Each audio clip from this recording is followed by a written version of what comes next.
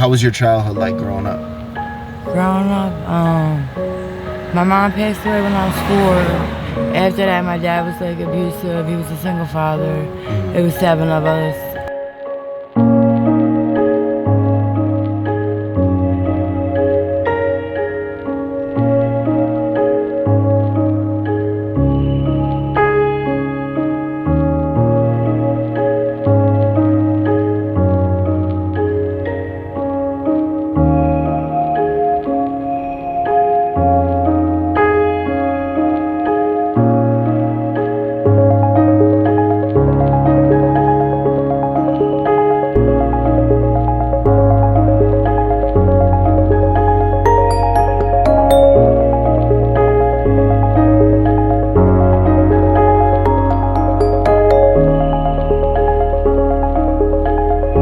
I think I've seen your videos before. You look familiar. I was out here before, so that's, you know what I mean? Sort of why I do what I do. Okay. Will you stand right over here, please? Alright, so what's your name? Samantha. Samantha. And how old are you, Samantha? I'm 32. 32? Alright. And you originally from Philly? Yes. And you have children? No kids. Okay. So how was your childhood like growing up? Growing up, my mom passed away when I was 4. After that, my dad was like abusive. He was a single father. It was 7 of us. And then my dad passed away when I was 14. I've been on my own since. I got introduced to the streets when I was 15. Prostituting, getting high. Not on like harder drugs, but I mean I was smoking wet, taking Xannies. And then I got hooked on perks and then started throwing dope. And Wow. How did your mother pass? she got murdered. Wow, I'm sorry to hear that. Did they ever catch the person that did it? Yeah. Damn, I'm sorry to hear that. I see that's, of course, it still, affects you, right? That's something, I lost my mother when, I wasn't, I was in my early 20s. She got killed in a car accident. Yeah, the lady that killed my mom, she tried killing me and my brothers and sisters, but there was no more bullets left in the gun. So what She happened? had emptied the whole clip on my mom. I don't know. I was young. I was only like 4 years old. It was in a house? That was in a house and she shot your mom and then tried to kill you, but there was, thank God. Wow. And then your father, how did he pass? Our house caught on fire. Oh my goodness. Yeah, and I was just getting ready to go home that night, and I stopped at my brother's wife's house to pick up money from her that she got from my dad for me to get something to eat.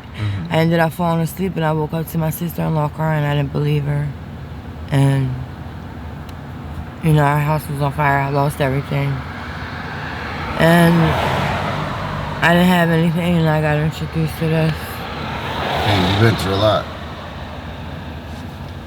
Wow. So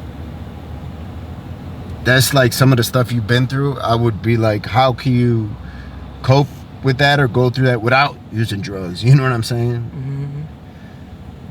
It's hard. I could imagine.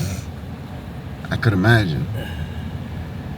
How did you first get introduced to, sex work, knowing that you could make money like that? Me and one of my girlfriends was walking down the street one day, and we met these 2 guys. We started hanging out with them. They knew my situation, like I didn't have none. I lost everything in the fire. And they were like, we know an easy way for, y'all to make money. And I started doing it, and I hated it. Every day I wanted to kill myself. And then it's just like, it got easier after time, Yeah. Because just seeing the money or whatever, but the shit that comes along with it. Sort of get numb to the situation. And have you had bad experiences?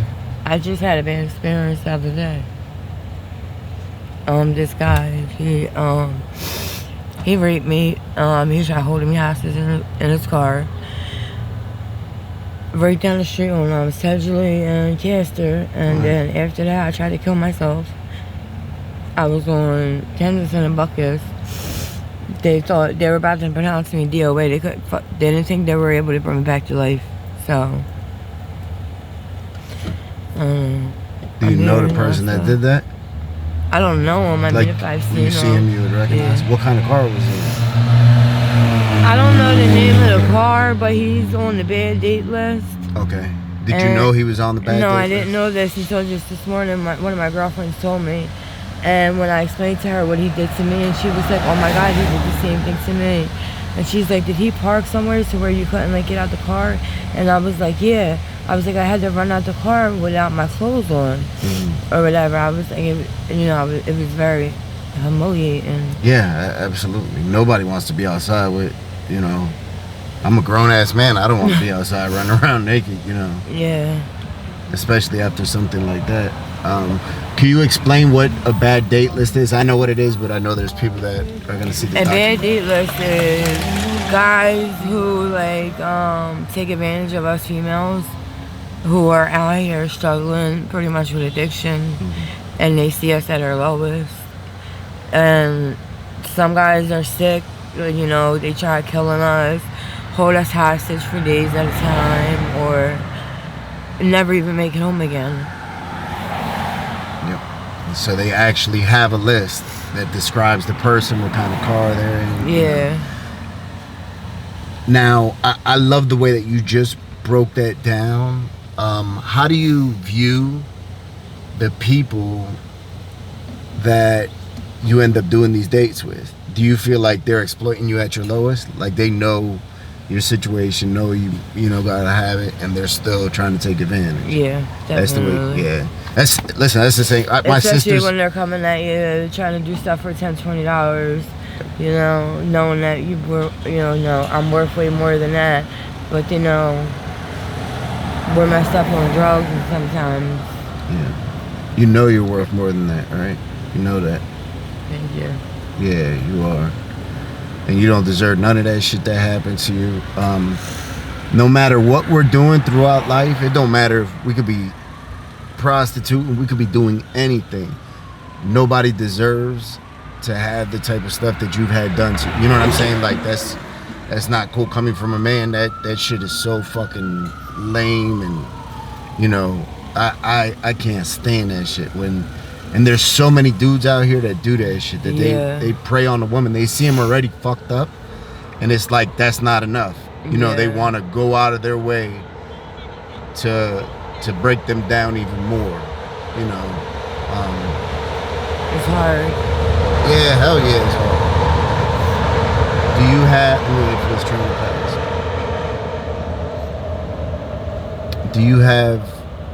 Do you have like hopes and plans for your future?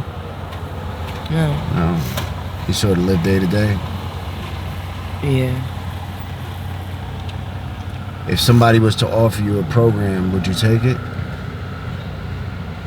I don't know. It's kind of hard to say go in program. Like I've tried it millions of times. It's hard when you don't have nobody. Yeah. I could imagine.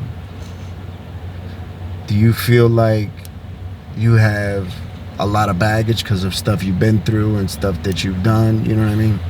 Yeah. Yeah. Something I'm gonna tell you is, I just made 6 years clean, and we all got baggage, man. You ain't gonna meet nobody in this world that ain't got no baggage. I promise you that. Some got a little more than others, some a little more dirty than others, but we all got some bullshit with us, man. Nobody is perfect. Nobody's, even that shit might seem like it, like it's perfect from the outside, but I promise you, man, ain't nobody's shit perfect. Nobody's life is better than others. I know. And that's why I hold everything in, because I know I'm not the only one going through something, and I don't want to put my problems on somebody else. It's days I just sit down on the step by myself and just cry.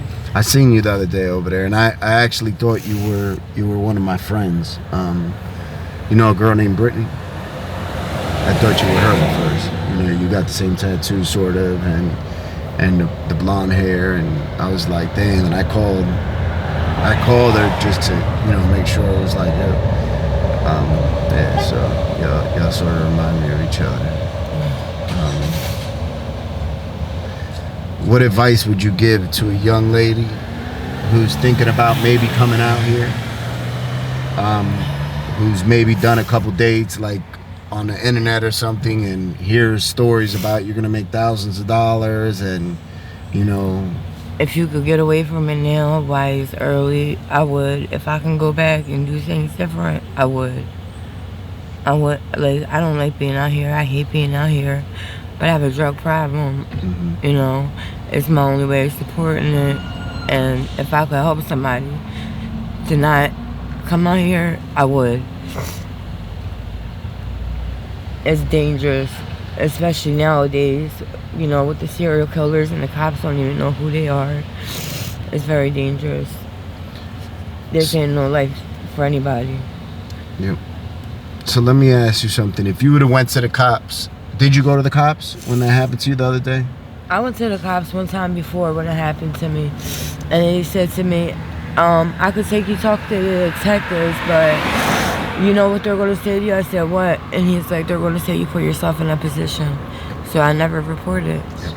How does that make you feel, knowing that somebody that's supposed to protect you, right? It makes me feel like shit. Yep. Like I'm worth nothing. And it's sad because I wouldn't want it to happen to somebody else's kid. Yeah, and if it was to happen to one of theirs or somebody they love, it would be the end of the world. You know? Like, just if they don't know you, it's no big deal, I guess, right? What's your drug of choice? Heroin and crack. Okay. And how much does your habit cost you a day? Probably about like $100. I was doing a lot more, but I slowed down a lot. Okay. Do you have any questions for me? No. Well, I thank you for speaking with me. Please know that, you know, you're not any of the choices you make. You're not any of the decisions that you make. Anything bad that has happened to you, that doesn't have to be who you are. You know what I'm saying? You seem like a cool person. Thank you. And I'm sorry that type of bullshit happens, man. That shit is so lame, you know. And I'm sorry. Don't think that just because, you know, you live a lifestyle that you do, that any of that shit is, you know, it sort of comes with the territory, some people will say, but doesn't make it right. Right. You know what I'm saying? But I thank you for your time. Of course. I hope the rest of your day goes better. Thank you. All right.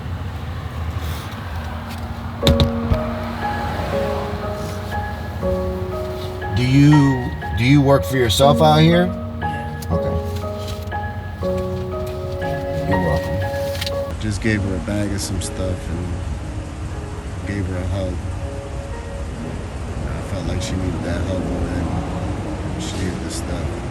She just told me that she feels like she's going through a mental breakdown, you know. So